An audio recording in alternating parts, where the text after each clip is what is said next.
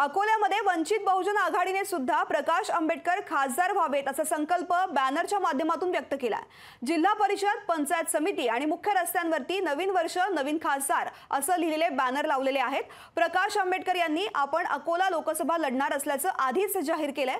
मात्र शहरामध्ये लावण्यात आलेल्या बॅनर्समुळे आता जिल्ह्याच्या राजकारणात चर्चांना उधाण आलंय। याचाच आढावा घेतलेला आहे आमचे प्रतिनिधी अमोल नांदुरकर यांनी। पाहूयात। नया साल नया खासदार म्हणत अकोला शहरात वंचित बहुजन आघाडीचे अध्यक्ष ॲडव्होकेट प्रकाश आंबेडकर यांचे बॅनर चर्चेचा विषय ठरले आहेत। ॲडव्होकेट प्रकाश आंबेडकर यांचे शहरात विविध भागात बॅनर लागले असून वंचित बहुजन आघाडीकडून लोकसभा निवडणुकीचे रणशिंग फुंकले गेल्याची चर्चा आता सुरू झाली आहे।